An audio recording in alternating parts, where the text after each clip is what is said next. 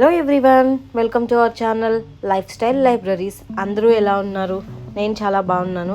ఈరోజు ఈ వీడియోలో అయితే వెల్లుల్లి కారం తాలింపు రైస్ ఎలా చేయాలి అనేది మీతో షేర్ చేయాలి అనుకుంటున్నాను. సో నేను దానికోసం అయితే టేస్ట్కి సరిపడా ఉప్పు కారం తీసుకున్నాను అండ్ పచ్చిమిర్చి కూడా టేస్ట్కి తగ్గట్టుగా తీసుకున్నాను. ఒక హాఫ్ కప్ వచ్చేసి వెల్లుల్లి తీసుకున్నాను, ఒక ఫుల్ కప్ వచ్చేసి ఆనియన్స్ తీసుకున్నా. ఆనియన్స్ కూడాను మీ టేస్ట్కి సరిపడా వేసుకోండి. మేము ఇంట్లో కొంచెం ఆనియన్స్ ఎక్కువ తింటాము, అందుకే నేను ఫుల్ కప్ ఆఫ్ ఆనియన్స్ తీసుకున్నాను.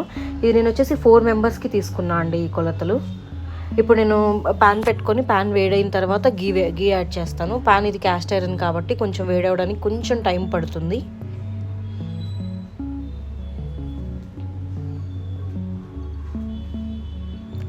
ప్యాన్ వేడైన తర్వాత నేను గీ యాడ్ చేస్తున్నాను.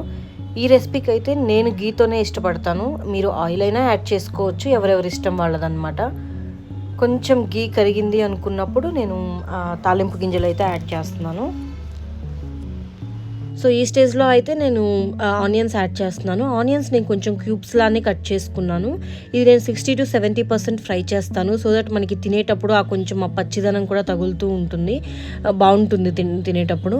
అండ్ ఇక్కడ పచ్చిమిర్చి వచ్చేసి నేను ఇవి మంట తక్కువ కాయలు అంటాం కదా, అంటే స్పైస్ చాలా తక్కువ ఉంటుంది అనమాట ఈ కాయలకి, అవి తీసుకున్నాను. అండ్ గార్లిక్ వచ్చేసి నేను రోల్లో దంచుతున్నాను. మనం మిక్సీ పట్టొచ్చు, కాకపోతే మిక్సీ పడితే అంత టేస్ట్ ఉండదు అనమాట, ముద్ద అయిపోతుంది కాబట్టి. సో నేను రోల్లోనే దంచేస్తున్నాను.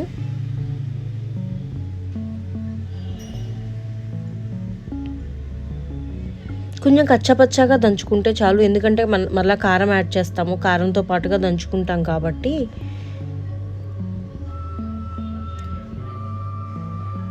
కారం ఇది కొంచెం మంట కారం అనమాట, అందుకే నేను కొంచెం తక్కువ యాడ్ చేస్తున్నాను. అంటే 4 మెంబర్స్కి యాక్చువల్గా ఎక్కువే పడుతుంది కారము.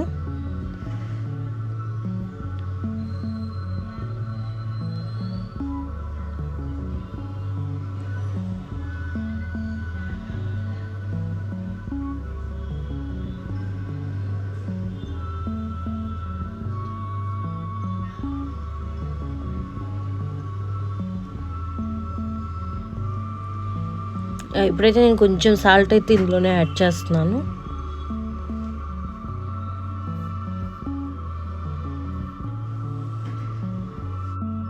మనం చూస్తున్నాం కదండి, ఆనియన్స్ అయితే ఫ్రై అయిపోయాయి.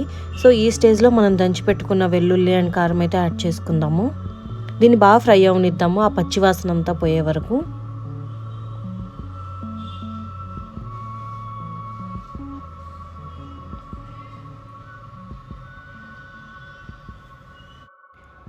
కొంచెం పుదీనా కొత్తిమీర కూడా యాడ్ చేసుకుందాము.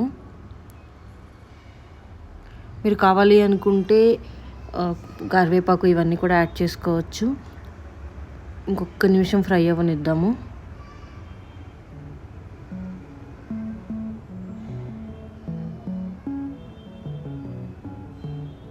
రెడీ అయిందండి. ఇంక ఈ స్టేజ్లో మనం రైస్లో కలుపుకోవచ్చు. నేనైతే ఒక వైట్ బౌల్లోకి తీసుకున్నాను రైస్ని, మనకు కలుపుకోవడానికి ఈజీగా ఉంటుంది కదా అని.